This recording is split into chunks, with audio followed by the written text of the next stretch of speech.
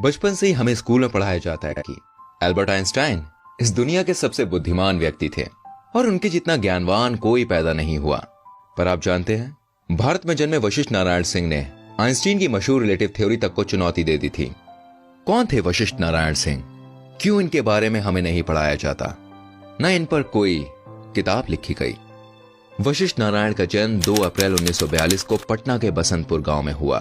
उनके पिताजी एक पुलिस कांस्टेबल थे और 5 भाई बहनों के परिवार में आर्थिक तंगी हमेशा डेरा जमाए रहती थी, लेकिन इससे उनकी प्रतिभा पर कभी कोई ग्रहण नहीं लगा।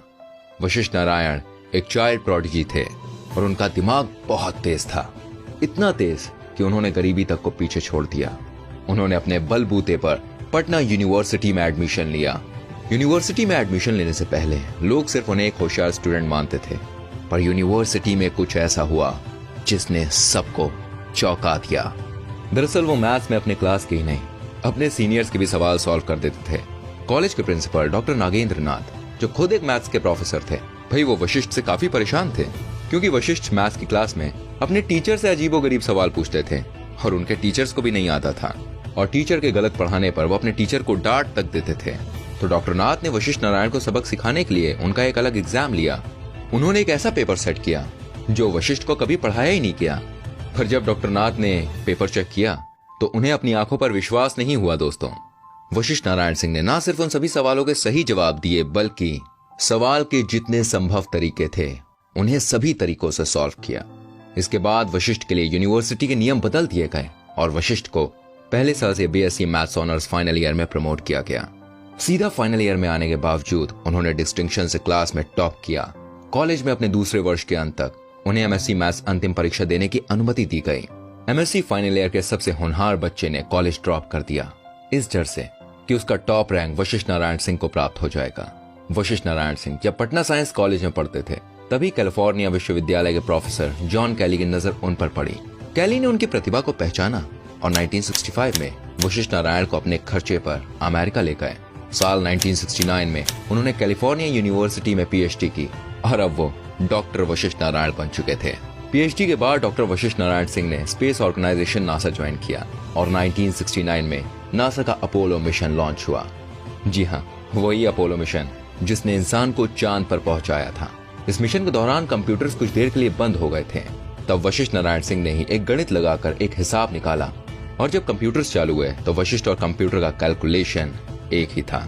1973 में उन्होंने भारत आकर शादी कर ली और फिर अपनी पत्नी के साथ अमेरिका वापस चले गए। जिंदगी में सब कुछ बढ़िया था। फिर एक दिन उन्होंने अपने जूनियर की एक गलती पर उसे एकदम से इग्नोर करना शुरू कर दिया और वो काफी चिड़चिड़े होने लग गए थे, इतने चिड़चिड़े कि वो पहले कभी नहीं हुए। तुरंत उन्हें एक मनोचिकित्सक के पास भेजा गया। तब पता चला कि वो अर्ली स्टेज सिजोफ्रेनिया से पीड़ित हैं। इसके बाद उन्हें कुछ चिकित्सीय दवाओं को लेने को कहा गया।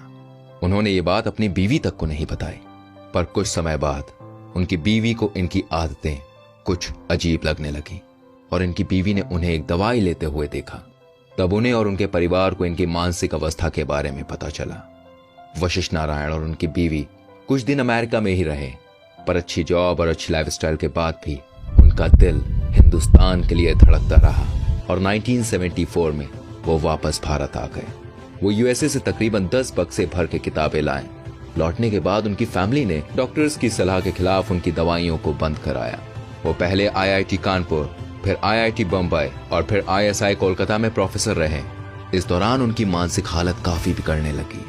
हालत इतनी बिगड़ने लगी कि इनकी बीवी ने वापस मायके जाने का फैसला किया। 1976 में इनकी पत्नी ने इन्हें डाइवोर्स दे दिया। बीवी के इस फैसले ने इन्हें एकदम तोड़ कर रख दिया। उन्होंने खाना पीना सब छोड़ दिया और वो पहले से ज्यादा हिंसक होने लगे। इनकी हालत से परेशान होकर घर वालों ने भी इन्हें कांकी मेंटल असाइलम भेज दिया। असाइलम के दौरान उनका इलाज हुआ और उनकी हालत में सुधार देखा जाने लगा। फिर 1990 में इनके पिता का देहांत हो गया और अंतिम संस्कार के लिए इन्हें असाइलम से पैरोल पर छोड़ दिया गया। वशिष्ठ ने वापस असाइलम जाने से मना कर दिया और जैसे कि उनकी हालत में काफी सुधार था, उन्हें असाइलम से डिस्चार्ज कर दिया गया। उनके भाई अयोध्या सिंह आर्मी में थे। उनकी पोस्टिंग पुणे में हुई तो वशिष्ठ नारायण भी उनके साथ पुणे चले गए। 1991 में ये चेकअप करने के लिए रांची के लिए निकले और बीच रास्ते में ट्रेन से गायब हो गए। उन्हें खूब ढूंढा गया पर कोई पता नहीं चला। 4 साल बाद वो अपनी बीवी के गांव के पास कूड़े के ढेर में मिले।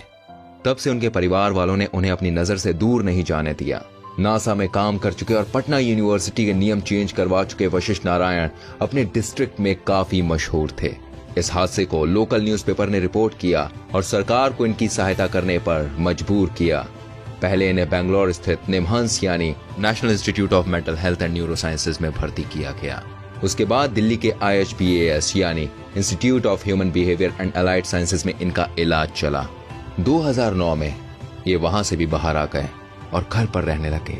गुमनाम सिर्फ अमेरिका से लाई किताबें पढ़ते रहते और पेंसिल से पेपर पर कुछ ना कुछ लिखते रहते। 14 नवंबर 2019 के दिन पटना में उनका निधन हो गया। उनके निधन के बाद सोशल मीडिया पर एक फोटो बहुत तेजी से वायरल हुई जिसमें उनके परिवार वाले सरकारी एम्बुलेंस के लिए परेशान देखे जा रहे थे। फोटो वायरल होने पर बिहार सरकार ने अपनी इमेज को बचाने के लिए सरकारी एम्बुलेंस मुहैया कराई और इनका अंतिम संस्कार राजकीय सम्मान के साथ हुआ। वशिष्ठ नारायण सिंह को गणितज्ञ जॉन नैश के साथ रख कर देखा जाता है। जॉन नैश को भी सिजोफ्रेनिया नाम की एक बीमारी थी। बस फर्क यह है कि जॉन नैश का इलाज हो सका और वशिष्ठ नारायण सिंह का नहीं हुआ। वशिष्ठ नारायण सिंह एक ऐसे व्यक्ति थे जिन्होंने समय समय पर अपने एक्स्ट्रा ऑर्डिनरी होने का प्रूफ किया, पर कमजोर, सुविधाएं, निजी जीवन में समस्याओं, समाज के पागल होने के बोझ ने उन्हें तोड़ दिया। ये इस देश का दुर्भाग्य नहीं तो और क्या है। जो आदमी भारत का नाम पूरी दुनिया में रोशन करने में सक्षम था, उसकी मौत के बाद 2 घंटे तक उनकी बॉडी लेने एम्बुलेंस तक नहीं पहुंची। ये वशिष्ठ नारायण का नहीं बल्कि हमारे देश का नुकसान है। शायद जैसे आज दुनिया एल्बर्ट आइंस्टाइन को याद करती है, कल शायद वशिष्ठ नारायण सिंह को करती। दोस्तों, इस वीडियो को जितना शेयर कर सकते हैं ना आप उतना शेयर कीजिए ताकि फिर किसी होनहार के हाल वशिष्ठ नारायण जैसे ना हो। हम कोशिश करें